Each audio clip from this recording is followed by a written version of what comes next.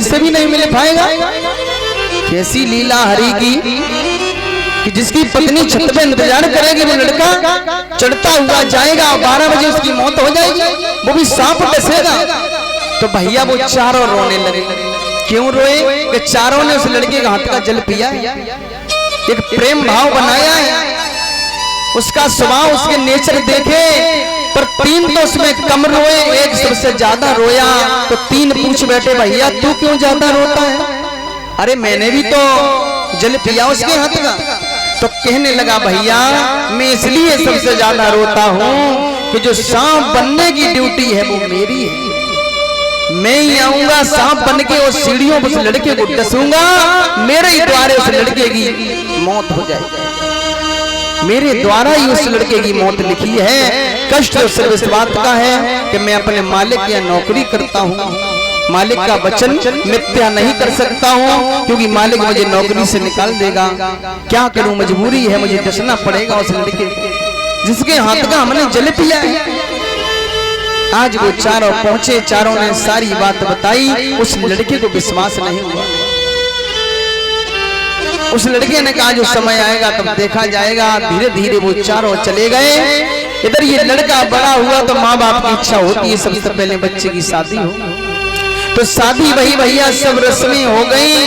उसकी पत्नी दूसरी मंजिल पे इंतजार करने लगी और वो लड़का 10:30 बजे का समय था, सीढ़ियों से चढ़ता हुआ चला। तो वो सांप यम का भेजा हुआ दूत जिसने उस लड़के के हाथ का पानी पिया, वो वहीं सीढ़ियों पे बैठ गया। कहने लगा, भैया आ गए? बोले कोई बात नहीं, तुम्हारे लिए 1.5 घंटा है, जाओ अपनी पत्नी से मिल के आओ, क्योंकि 12 बजे हर हाल में मैं तुम्हें छोड़ूंगा नहीं। मेरे मालिक का आदेश है, मेरे मालिक का हुक्म है कि 12 बजे मैं तुम्हें डस लूंगा और तुम्हारी मौत मेरे द्वारा लिखी है। आज भैया वो लड़का दुखी हुआ। तब तक ये आपस में दोनों का वातावरण हो रहा था। उसकी पत्नी जंगला से खड़े होकर सारी बातें सुन रही थी, सोच रही थी, वारे परमेश्वर तेरी कैसी लीला है। आज मेरी शादी भई, पति से मिली भी नहीं, हल्दी के दाग भी नहीं छूटेंगे और मेरे पति की मौत हो जाएगी। आज ये भोजन का थाल रखा है, इसे कौन खाएगा? भोजन का थाल रखा है, उस पत्नी ने रख रखा है और सोच रही है मेरे पति आएंगे और ये भोजन कराऊंगा। बड़ा मन में इच्छा है। इधर भैया 11 बज गए, 11:30 बज गए, 30 मिनट का समय बचा। फिर भी उस सांप ने कहा, यम के भेजे हुए दूत ने, कि भैया तुम्हारे लिए 30 मिनट बाकी है, चले जाओ अपनी पत्नी से मिल के आओ। वो लड़का सोचने लगा, अगर पत्नी से मिला और फिर मैं मर गया तो पत्नी को ज्यादा दुख होगा, इसलिए न जाऊं वही सही है। भैया इधर 11:50 हो गए, 10 मिनट का समय बचा।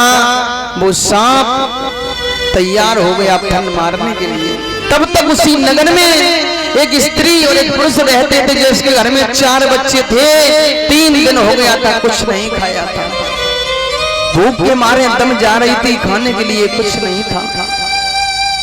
उस स्त्री ने कहा, महाराज अगर तुम मेरे लिए भोजन नहीं लेके आए तो मेरी तो जान जाएगी, साथ में 4 बच्चे मर जाएंगे। आज व्यक्ति वो निकल पड़ा रात के अंधकार में। अब समझो भैया 12 बजे का समय, किसी के घर पे खाना रखा होगा? नहीं। आवाज लगाने लगा।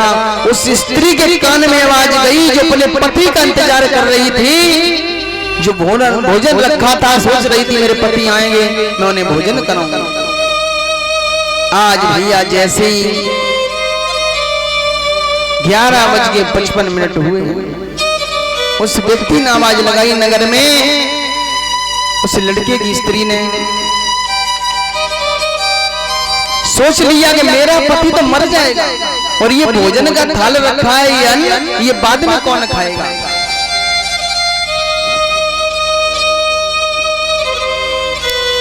ये जो भोजन का थाल रखा है,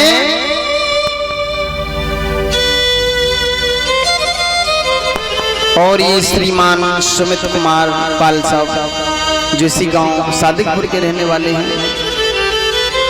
उनकी तरफ से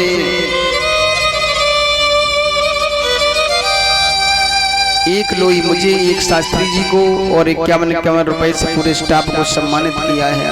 भगवान से मेरी कामना है धर्म के लिए सदा हाथ आगे बढ़ते रहे, राधा रानी मनोकामना पूरी करती रहे।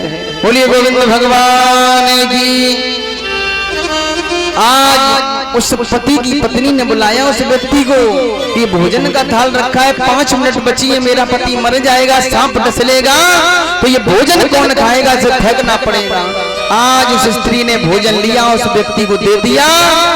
उस व्यक्ति वो भोजन लेके गया, अपनी पत्नी को खिलाया, उसकी पत्नी की जान बची, 4 बच्चे भी बच गए। एक अन्न से उसकी पत्नी से मुख से आवाज निकली, धन्य है वो स्त्री जिसने ये भोजन दिया है, उसका पति अमर हो जाए, उसके स्वाद की उम्र बढ़ जाए। और जैसे भैया ये बात कही तो वही बात अटूट हो गई। इधर 12 बज गए, सांप ने फन मारा कि भैया तैयार हो जाओ, अब तुम्हारा समय आ गया। एक बार फन मारा, दूसरी बार मारा, तीसरी बार में वो सांप उल्टा खुद गिर गया। एकदम से वहां से भागा कि समय तो 12 बजे का लिखा था, पर ये कैसे हो गया। तो भैया अपने मालिक के यहाँ गया तो पता चला जो उसकी स्त्री ने जो भोजन का थाल दिया है,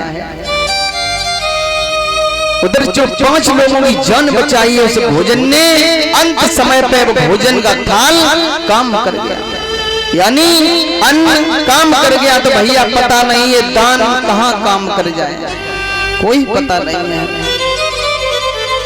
हर इंसान को दान करना चाहिए अपनी जिंदगी में, अन्न का हो या लक्ष्मी का। पता नहीं मेरा दिया हुआ दान किस जगह पे लग जाए, किसके मुंह में ये अन्न जाए। आज उसके पति की उम्र बढ़ जाती है। कहने का मतलब ये है कि भगवान की भक्ति भी जरूरी है और दान भी जरूरी है। आइए गौर करते हैं, हमारे इस भारत देश के उत्तर प्रदेश के